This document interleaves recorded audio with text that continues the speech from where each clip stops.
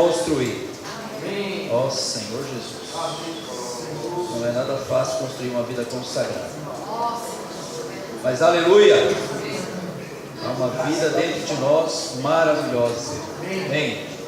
Queridos amados, vamos abrir mais uma vez as nossas Bíblias.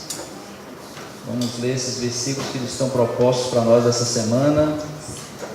Versículos maravilhosos. Aleluia. Mateus. Esses versículos aqui, irmãos, apesar de nós já lê-los já há tantos anos, acho que é uma necessidade mais de nós abrirmos as Bíblias, né? Estamos bastante familiarizados com esses anos, né? E será pregado este Evangelho do Reino por todo o mundo, para testemunhar todas as nações, então terá o fim disso. Quem é, por isso, fiel e prudente? Essa foi uma lição que aprendemos na terça-feira, né? Os que estiveram aqui aprenderam a importância de nós decorarmos os versículos. Amém. Mateus capítulo 24, versículo 14. Amém. Amém. Aleluia. Quem achou, diga amém. Amém. Quem achou, diga aleluia.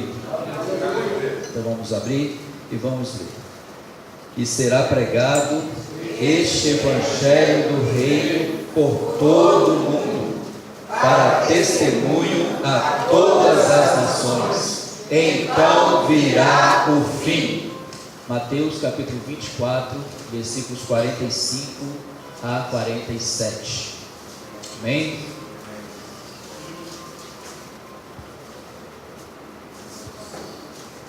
Quem é, pois, o servo fiel e prudente, a quem o Senhor confiou os seus conservos, para dar-lhes o sustento a seu tempo. Bem-aventurado aquele servo, a quem o seu Senhor, quando vier, achar fazendo assim. Em verdade vos digo que lhe confiará todos os seus bens. Ainda vamos orar um pouco ainda, inclinar nossas cabeças e orarmos ao Senhor. Senhor Jesus, mais uma vez te adoramos, Senhor. Mais uma vez te louvamos. Mais uma vez engrandecemos o teu santo nome. O nome que está acima de todos os demais nomes. É por este nome que estamos aqui nessa noite. É a Ti que queremos render louvores. É a Ti que queremos render toda a nossa submissão. Senhor, ajuda-nos a ouvir a Sua palavra essa noite. Que não haja para nós nenhuma distração no nosso interior, nem no nosso exterior. Faça-nos que concentremos na Tua palavra. Senhor, a Tua palavra é aquela que é proferida pela Tua boca. E é disso que deve se alimentar o homem. A palavra que sai da Sua boca. Porque nem só de pão viverá o homem, mas de toda a palavra que procede da boca de Deus. Senhor, te louvamos por mais essa oportunidade.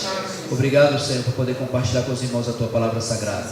Fala-nos mais uma vez essa noite. Fala-nos acerca desse assunto tão importante para cada um de nós. Precisamos muito da Sua graça. Precisamos muito, Senhor, da Sua misericórdia. Tenha misericórdia de cada um de nós. Tenha misericórdia de cada família aqui representada, de cada filho aqui representado, de cada marido, de cada esposa aqui representada. Senhor, visita-nos essa noite. Visita-nos através da Tua palavra. Senhor Jesus, nós clamamos, Senhor, a Ti. Dai-nos, Senhor, a fé necessária para ouvirmos a palavra do Senhor. Para que essa palavra não seja vã para nós. Para que essa palavra, Senhor, não seja vazia para nós. Mas que ela seja acompanhada com fé. Com aquela nossa confiança de que essa palavra foi proferida pelo Senhor. Dai-nos, Senhor, a Tua bênção essa noite. Conceda-nos o Teu favor essa noite. Jesus é o Senhor. Amém. E aleluia. Glória a Deus. Irmãos, vamos colocar os nossos celulares no silencioso. No silencioso mesmo, tá? Não coloque no modo vibrar, porque ele pode atrapalhar você e distraí-lo de ouvir o que é mais importante essa noite. Deixa eu perguntar uma coisa para os queridos irmãos aqui. Qual é o dia mais importante da sua vida? Pense bem nessa resposta.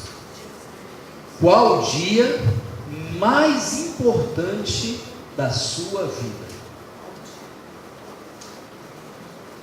Foi ontem? Há 10 anos atrás? Será que amanhã será o melhor dia? Será amanhã? Qual o melhor dia? Qual o melhor dia? Não, se o melhor dia para você foi 10 anos atrás, 30 anos atrás, diga. Diga. Uns farão diferença entre dias, mas todos os dias são iguais. Tá. Vamos ver. O melhor dia da nossa vida é hoje. Porque ontem já passou. Não há mais nada do que nós podemos fazer com ontem, exceto nos arrepender. O amanhã não nos pertence.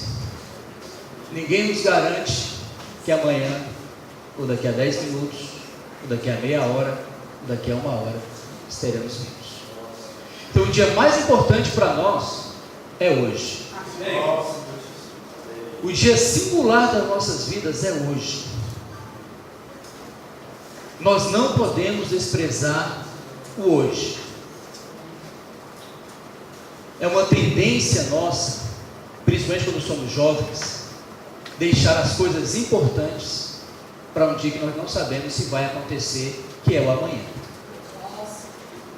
Nós deixamos de dar ouvidos às coisas importantes, achando que nós temos tempo, ou achamos que nós vamos conseguir fazer aquilo que nós precisamos fazer hoje. Você já percebeu que todas as coisas que nós queremos começar, nós sempre dizemos assim: amanhã eu começo a minha dieta. Normalmente é a segunda, né? É um dia mais ambicionado para os que querem fazer alguma coisa, é segunda-feira. Na segunda-feira achamos que a vida vai começar. E nós não sabemos, irmãos, precisar. Sim. Exatamente. Isso agora é sabedoria. O que se tem para fazer hoje, não deixe para amanhã. Na terça-feira, dia 15, num feriado, nós tivemos. Foi terça, não? Terça-feira. Terça. Foi terça feriado? Ou foi quarta? Sim, foi dia 15 feriado. Terça-feira. A voz da maioria venceu.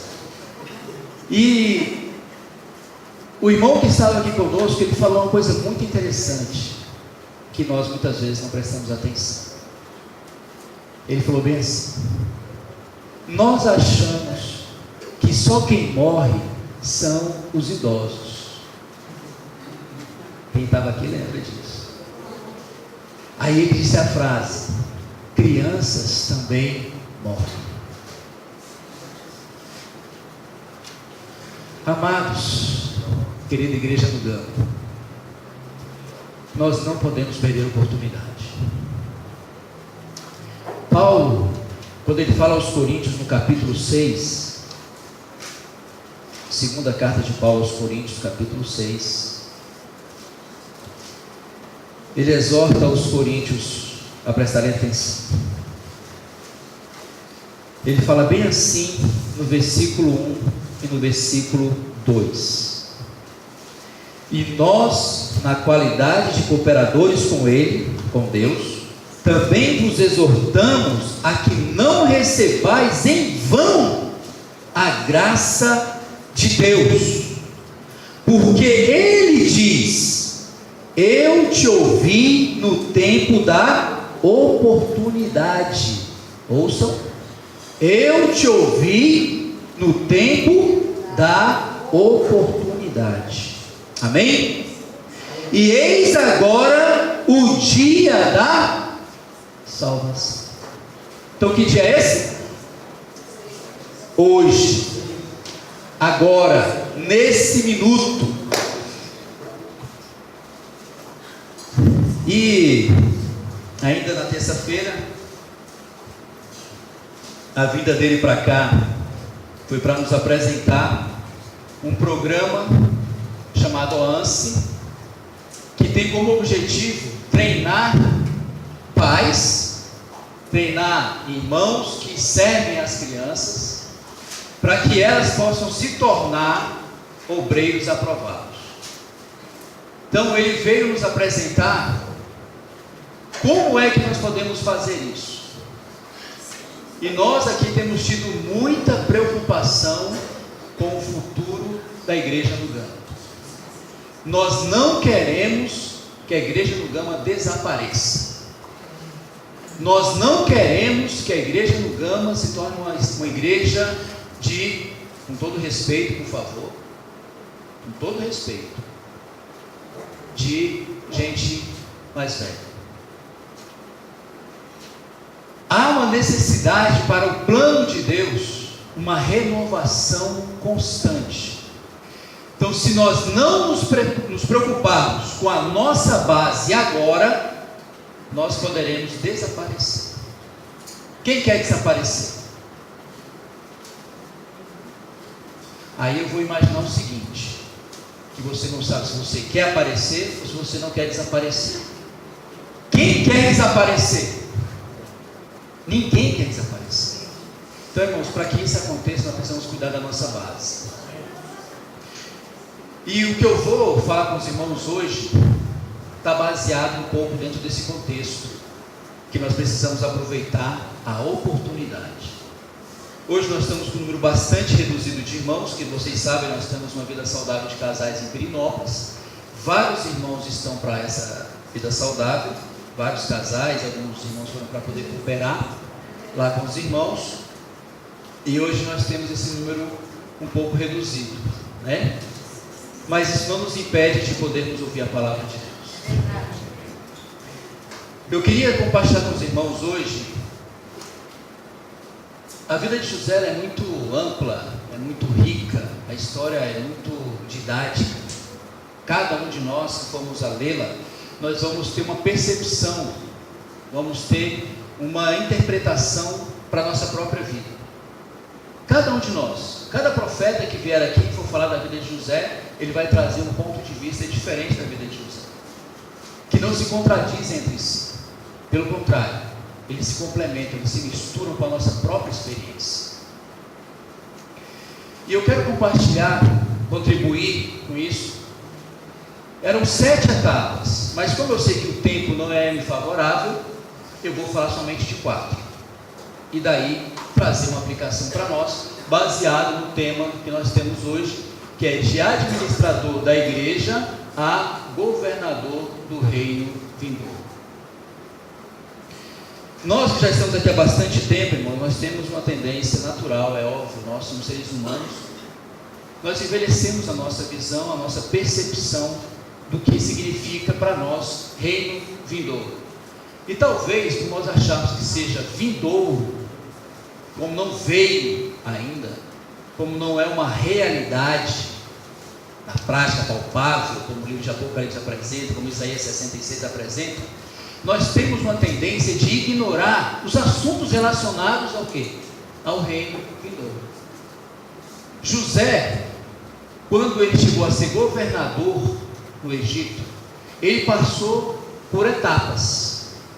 E são por essas etapas que nós também precisamos extrair lições para a nossa própria vida, para que o reino não seja alguma coisa utópica, não seja algo que seja simplesmente uma informação que nós recebemos essa noite e que não vai alterar em nada a nossa maneira de viver.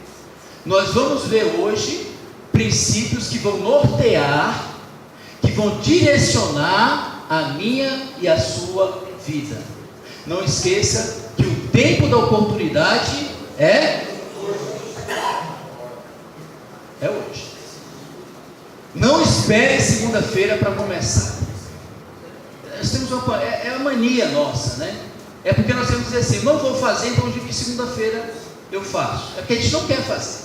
Porque quando a gente quer, a gente faz naquele mesmo momento. Quando a Maria nos ensinou que aquilo que tem para fazer hoje não se deixa para amanhã. Já pensou se você ganha isso para a sua vida?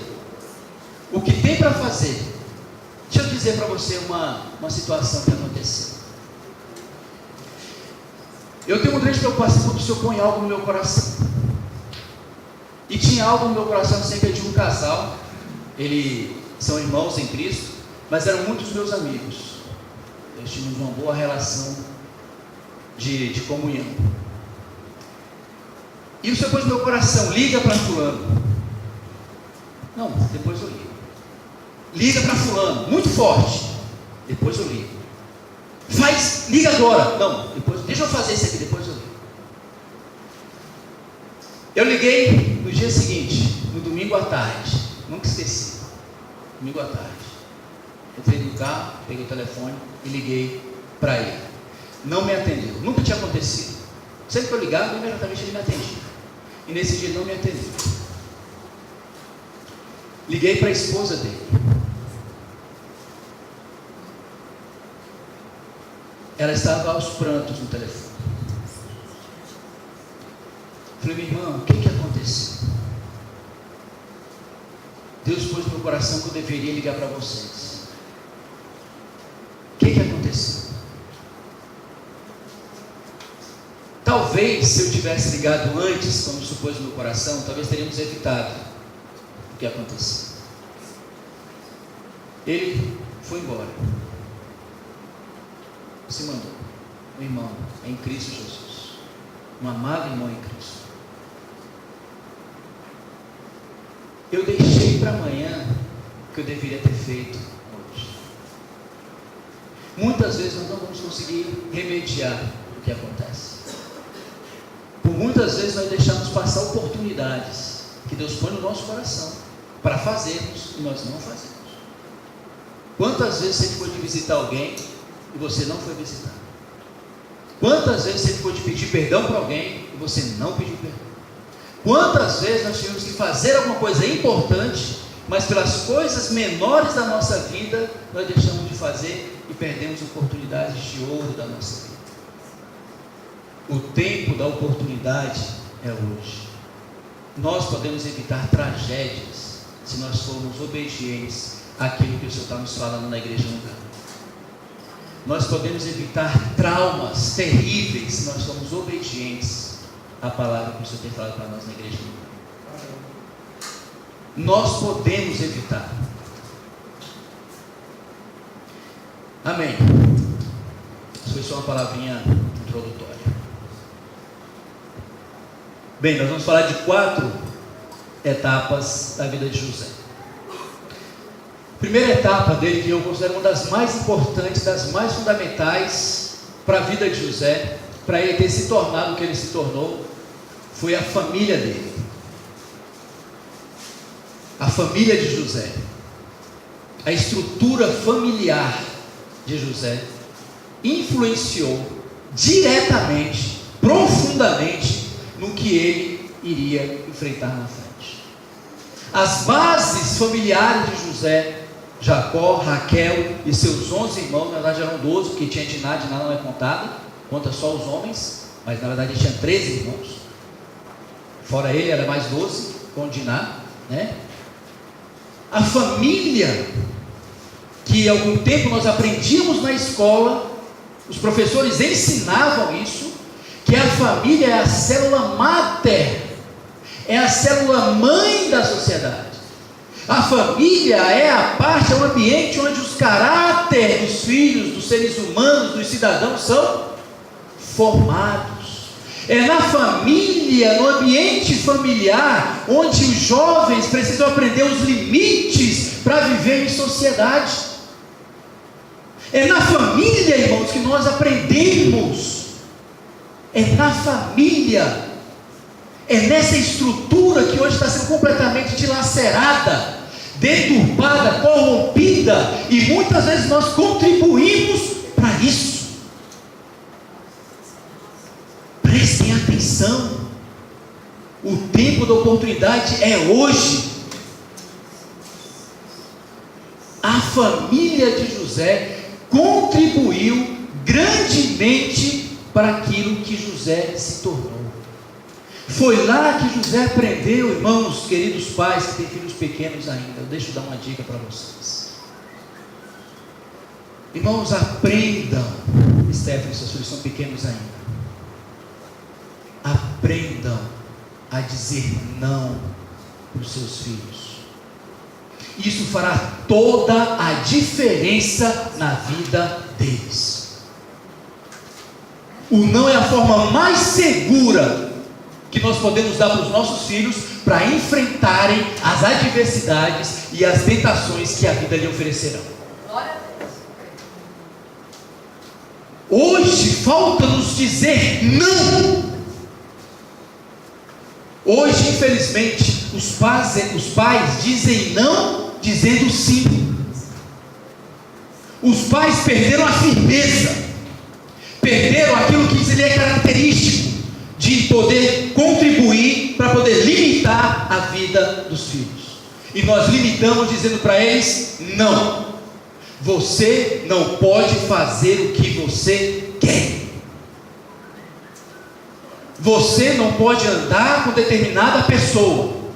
Pais, que quando nós dizemos não, tem que ser não. Cadê o Diego? Ele sabe.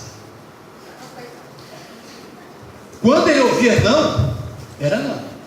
Argumentava, chiava, ficava aborrecido, talvez xingasse no coração dele, talvez nos odiasse no coração dele, mas foi o não que o ajudou a enfrentar as adversidades da vida. Porque quando dizíamos não, era não. Amem essa palavra, não.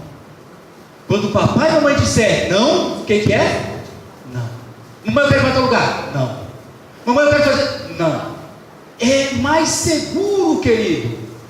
É na família, é nessa célula máter que nós vamos aprender a estruturar o nosso caráter. Pais, nós não podemos mais ser tão moles. Quando dissermos não, que seja não. Enfrente, brigue, discuta, mas não é não. Você não vai e ponto. Porque a sociedade de hoje, meu irmão, é a sociedade do sim, meu amigo. É a sociedade do faça do que você quiser. É a sociedade que der na sua telha faça, ninguém tem nada a ver com isso. E olha o estado que se encontra a nossa sociedade. Você acha que essas pessoas que estão no mensalão, na Lava Jato, se eles tivessem aprendido lá na casa deles que ele não podia pegar nenhum grão de arroz, que porque não era dele, você acha que ele estaria roubando agora? Você acha que eles estariam roubando? Eu digo para você afirmativamente: não. Os pais sabem. Chegou em casa, abriu a mochila: ó, esse aqui não é seu, devolvo. Ah, mas devolva, não é seu, não foi o que comprei. Este menino, esta menina, ela jamais, irmão, pegará qualquer coisa que não seja dela. Por quê? Ela aprendeu aonde, irmãos? Foi na escola que ela aprendeu? Foi lá com os amiguinhos dela da rua que ela aprendeu?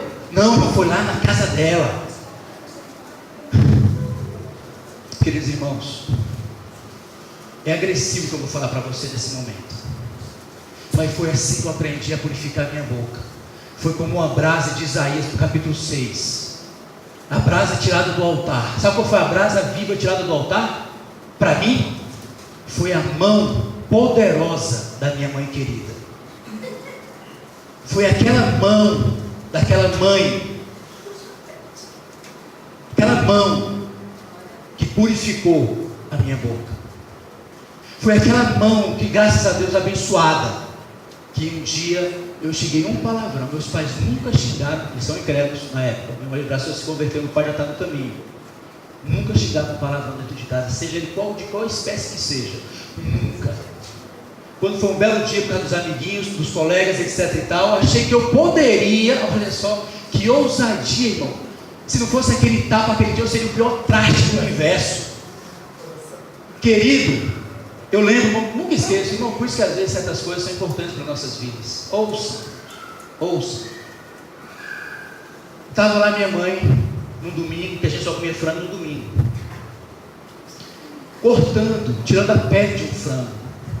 Estava lá preparando, e eu estava do lado da pia, aquelas pia antigas, de pedra, né? E eu cheguei a um palavrão. Irmão, eu não vi a hora quando o sangue escorreu do meu nariz. É agressivo.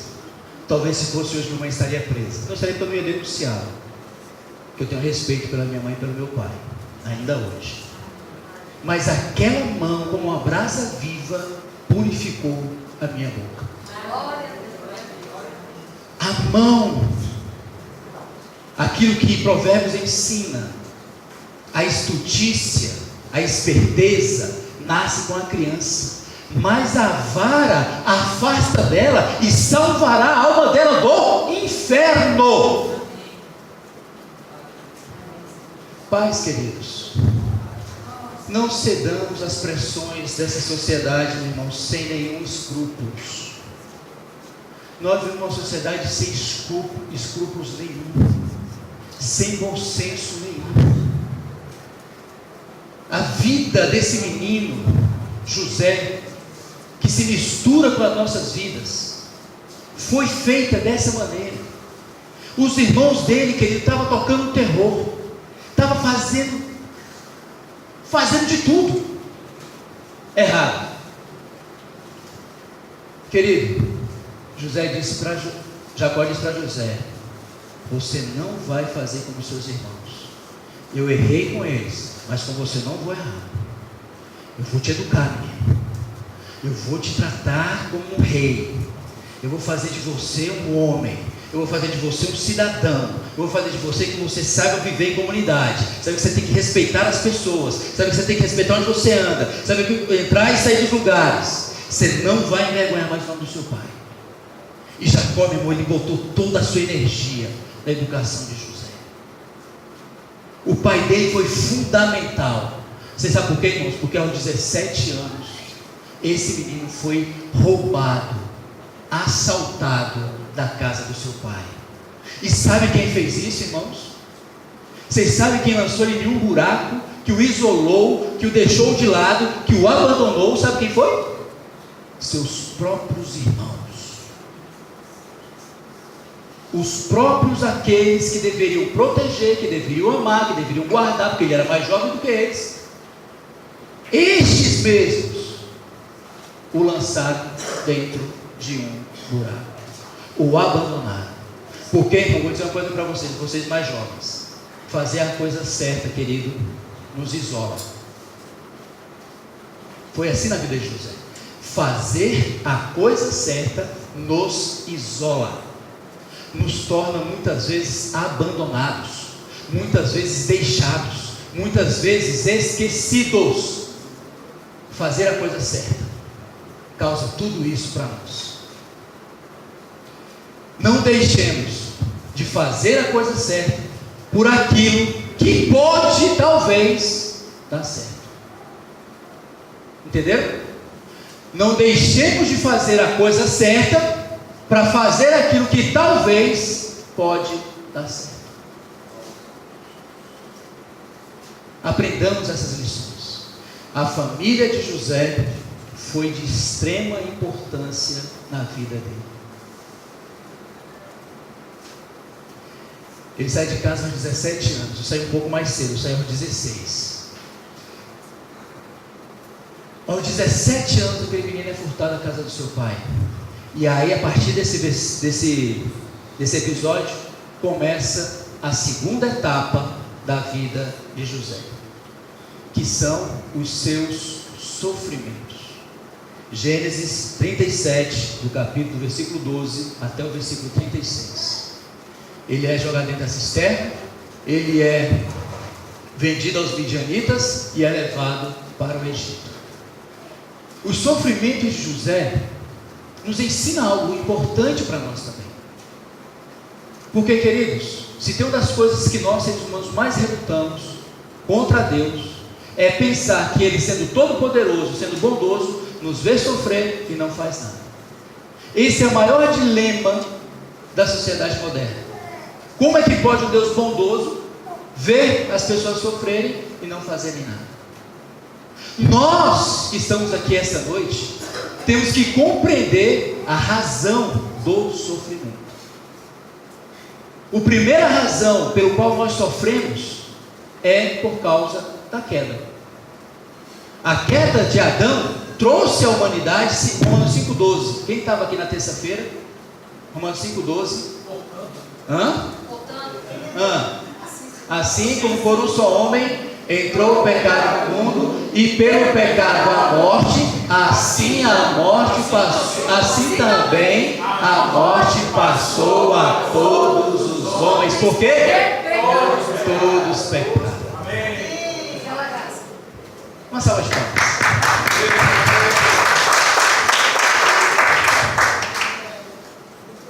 Esse programa que nos foi apresentado, se a criança começa aos 4 anos e conclui até os 19 anos, se ele fizer o programa direitinho, sabe quantos versículos decorados essa criança vai ter no seu coração? segundo o irmão nos informou aqui, 780 versículos. É forte, né? Os seus sofrimentos é o maior dilema, Mateus, que nós podemos enfrentar. Então, a primeira razão por que nós sofremos é por causa da queda, porque todos pecaram. O pecado tem como consequência dor, sofrimento, perda, angústia e as ansiedades que a vida você já conhece. Ninguém, Renato Mangueira de Souza, está isento de sofrimento. Não importa se você tem 0 anos de idade, se você tem 90 anos de idade. Todos nós, enquanto vivemos sob o efeito do pecado, passaremos por sofrimentos. Sejam eles internos, sejam eles externos. Sejam causados por nós, sejam causados pelos outros. Sempre estaremos, até a vinda gloriosa de Jesus, estaremos passando por sofrimentos. O apóstolo Pedro, acho que talvez foi a pessoa mais experiente nesse quesito. Ele diz-nos algo que precisamos aprender. Você já deve conhecer também esse versículo. É 2 Pedro, capítulo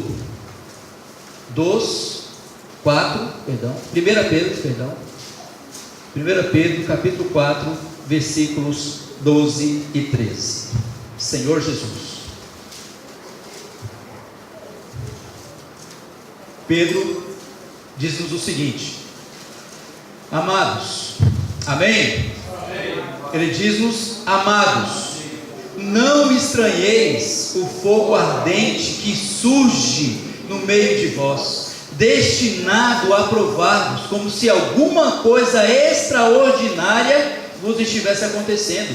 Pelo contrário, alegrai-vos na medida em que sois coparticipantes dos sofrimentos de Cristo, para que também na revelação de sua glória vos alegreis exultando.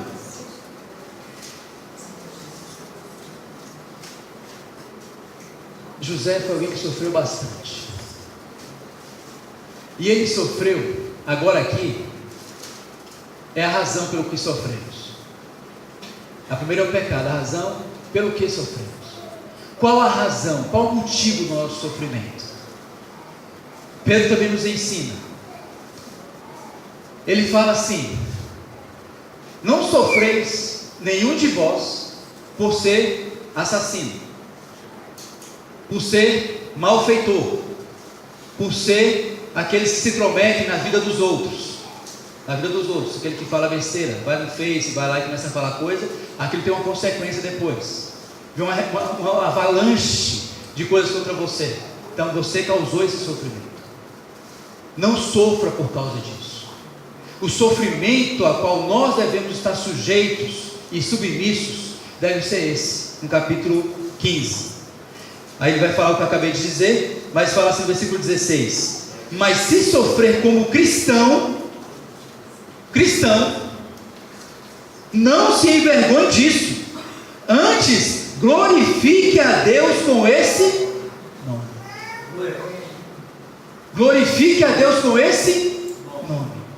E o sofrimento na vida de José também teve um outro princípio, que era o de purificar das suas impurezas. José era muito altivo. José ele achava que sabia demais. José ele era muito orgulhoso.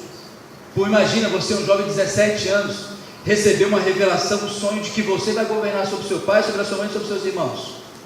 Como é que você acha que esse jovem se sentir? Orgulhoso ou não? Altivo ou não? Então ele precisava passar por esses sofrimentos para poder purificá-lo de toda a sua arrogância. Então o sofrimento para nós, ele tem uma função purificadora.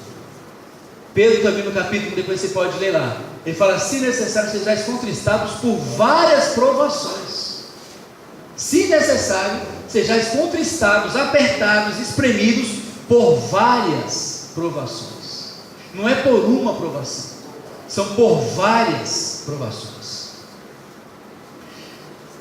Senhor Jesus, amém. Deus é bondoso. Isso é um atributo do caráter de Deus. Ele é bondoso. Seja você estando no buraco, na cisterna, sem água, vazia, seja você estando numa prisão, injustiçado, Deus é bondoso. Primeira coisa, quando nós passamos por sofrimento, que nós começamos a questionar, é a bondade de Deus. Não faça isso. Não cometa esse pecado. Não cometa esse pecado. Desabafe com alguém, mas não duvide da bondade de Deus.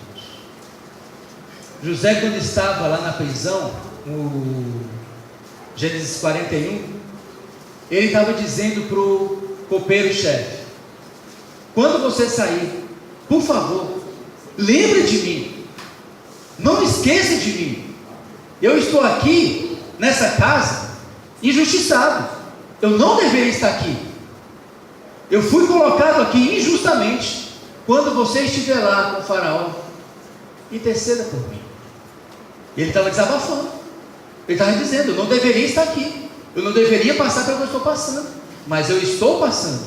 Veja que ele estava desabafando, ele não estava duvidando da bondade de Deus.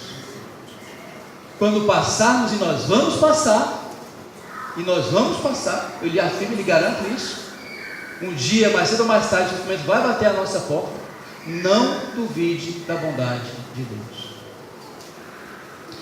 Terceiro aspecto, terceira etapa na vida de José, é que o Senhor era com ele.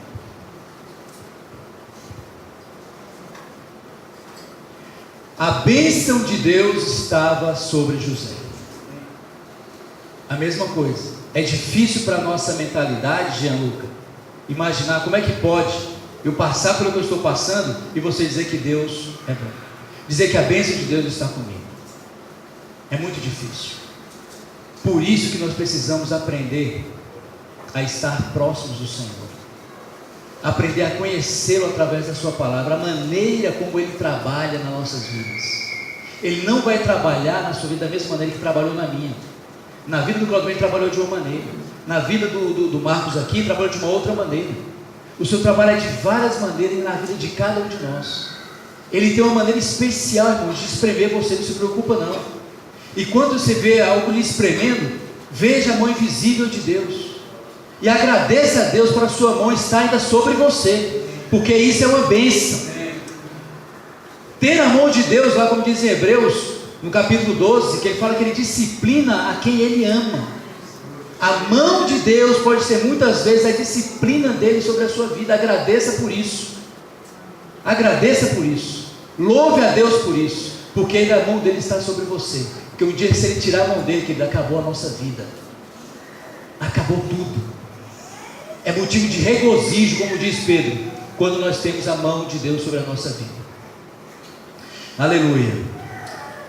Mesmo estando em sofrimento, mesmo tendo a bênção de Deus sobre nós, não nos impede de passar pelos nossos maiores sofrimentos. O sofrimento não quer dizer que Deus não esteja com você, muito pelo contrário. Mateus, no capítulo 28, tem uma profecia. Mateus 28, versículo 20, parte B. Aqui é uma promessa maravilhosa. Parte B. E eis que estou convosco todos os dias até a consumação do século. Essa é uma promessa maravilhosa. Mateus capítulo 28, versículo 20, parte B. Eis que estou convosco todos os dias. Todos os dias estou convosco. Todos os dias. Se lá na sua família tribulada, onde nós podemos encontrar várias tribulações com a família, Família é uma incógnita, é um paradoxo. Lá nós temos os maiores amores, lá também nós temos os maiores ódios. Lá nós temos consolo, mas lá também nós temos angústia. Família é uma coisa esplêndida, uma coisa extraordinária. Aleluia. Então, creia nisso. Eis que estou convosco todos os dias até a consumação do século. E fechando esses 4 etapas na vida de José, que foi a sua tentação. A tentação de José também tem muito para nos ensinar, porque esse é o caminho que nós estamos trilhando para podermos o quê? Reinar no reino vindouro. E eu espero, queridos irmãos, queridas irmãs, que nós possamos levar isso muito a sério diante do Senhor. Muitos, por não darem crédito a isso que vamos ouvir, independente qual a sua idade, independente quantos anos tenha na caminhada do Senhor, não importa quem você seja, se nós não cuidarmos desse aspecto em nossa vida, nós podemos perder o direito de reinar no reino de Deus. E essa é uma das coisas, irmãos, mais sérias dos nossos dias hoje.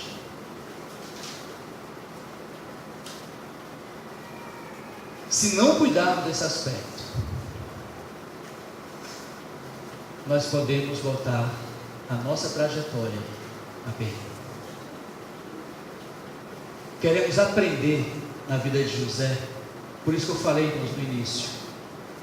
A vida de José foi pautada por aquilo que ele aprendeu na casa dele, os nãos que ele ouviu, porque só alguém que ouviu nãos, que foi restringido na sua infância, somente esses vão conseguir enfrentar as tentações aqui fora, vão conseguir superar os prazeres que o mundo oferece.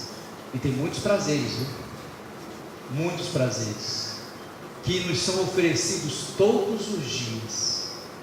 Todos os dias são apresentados de bandeja para nós, são nos oferecidos gratuitamente, são nos dados sem menor esforço. Se nós não aprendermos, porque eles são insistentes, se nós não aprendermos, nós podemos, assim como Rubem, assim como tantos outros, mesmo nos nossos dias, podem perder, desalinhar a sua vida do caminho do reino de Deus.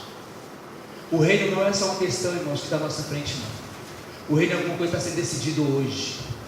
O reino de Deus está sendo decidido agora.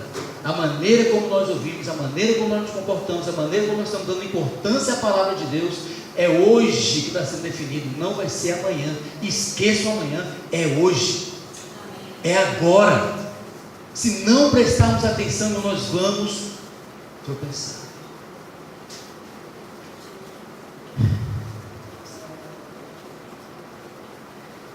Vamos abrir em Gênesis 39.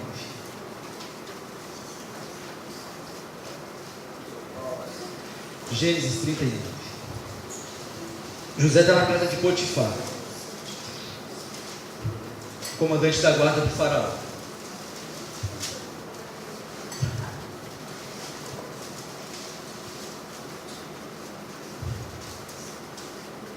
O versículo 6 diz bem assim: Potifar, tudo o que tinha, confiou às mãos de José.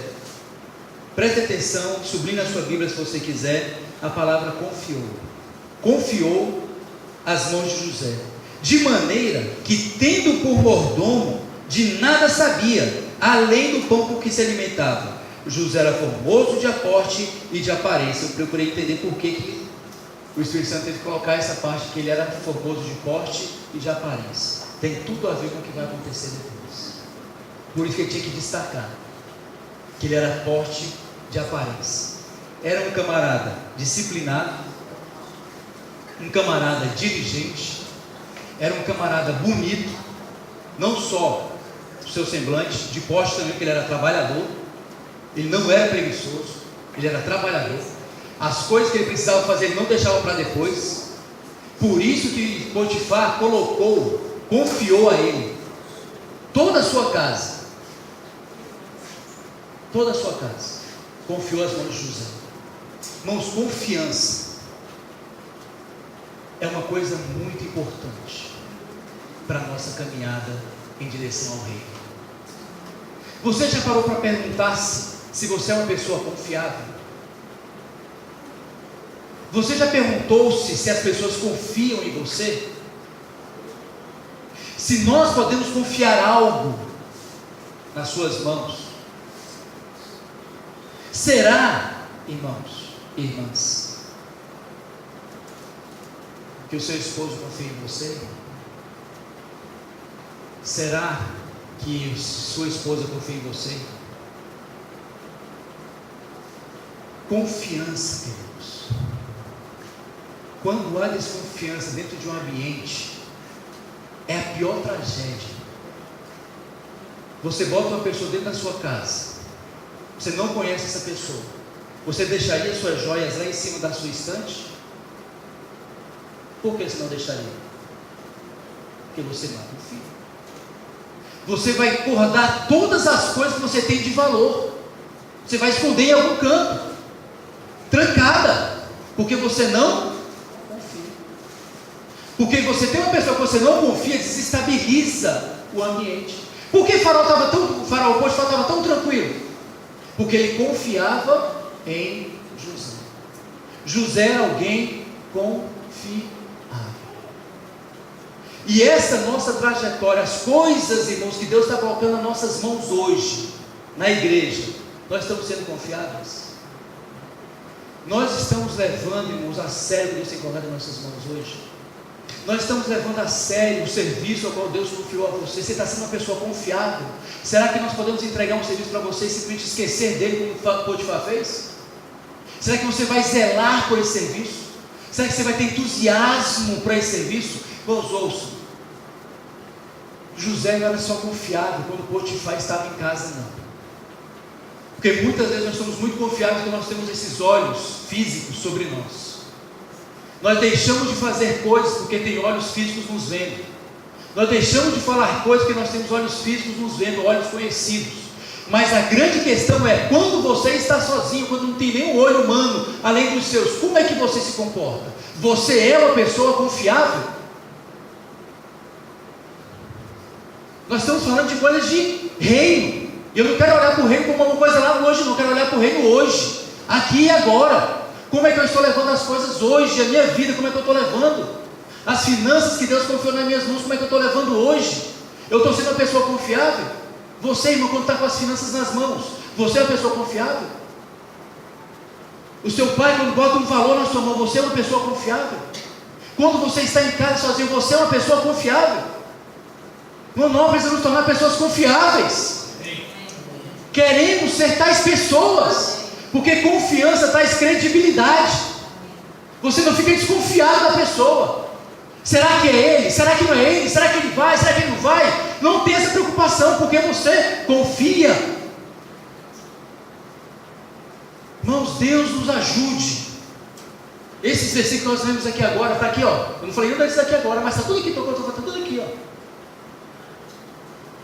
Nós não podemos fazer as coisas, queridos irmãos, à vista das pessoas. Eu não posso querer servir para que seja visto pelas pessoas. Eu não posso ser somente correto quando as pessoas estão vendo. Quando as pessoas saem, eu posso ir lá e passar a perna em alguma coisa. Por isso que eu falei, irmãos, é a família que nós formamos o caráter das pessoas. Se esses rapazes que estão hoje na Lava Jato, irmãos, agora nós vimos agora o senhor garotinho, deu um piti terrível, adoeceu, mas quando estava surrupiando, ele não adoeceu. Quando ele estava passando a perna, ele não adoeceu.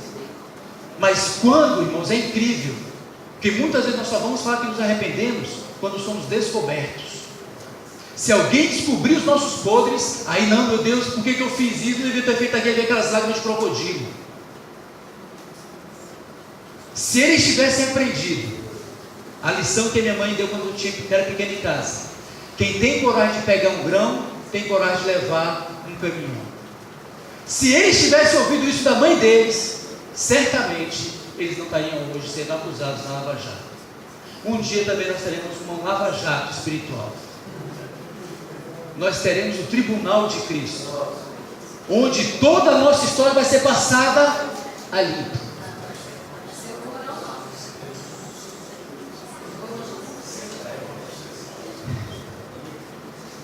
José, irmãos, ele não traiu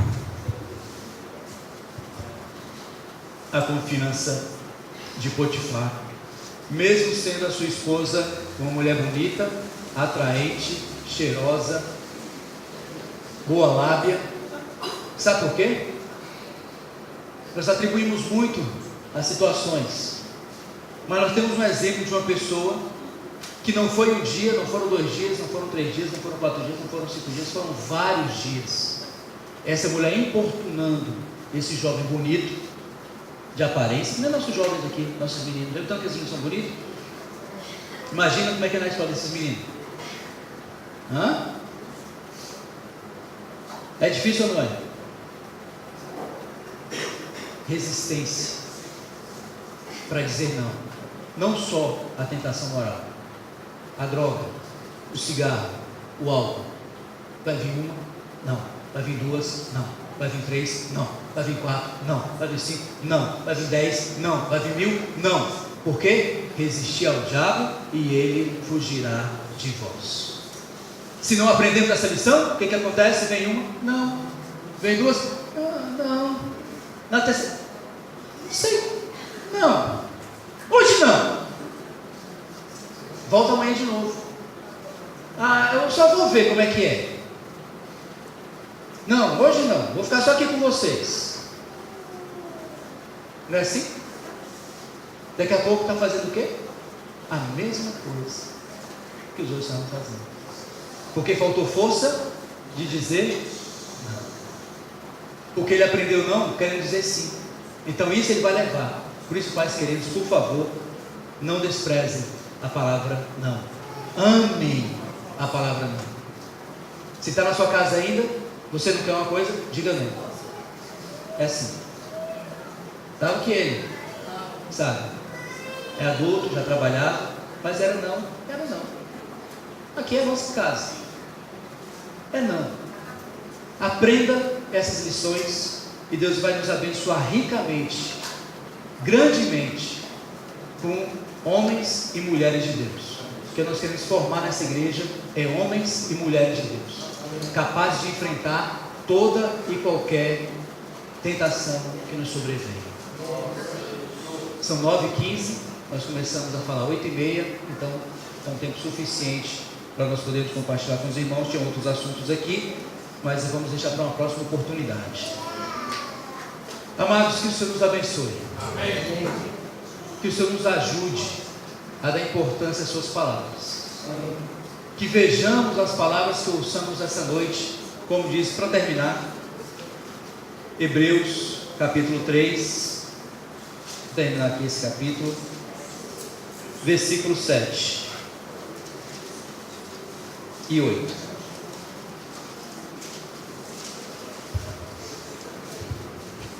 Logo em seguida vamos formar pequenos grupos. Todos acharam? Hebreus capítulo 3, versículos 7 e 8. Todos acharam? Assim, pois, como diz o Espírito Santo, hoje, se ouvirdes a sua voz, não endureçais o vosso coração, como foi na provocação, no dia da tentação no deserto. Amados, podemos formar pequenos grupos, jovens, adolescentes, não saiam, aproveite essa ocasião para você poder também ouvir, mesmo que você não tenha nada para falar, ouça. Amém? Podemos, irmãos, formar pequenos grupos.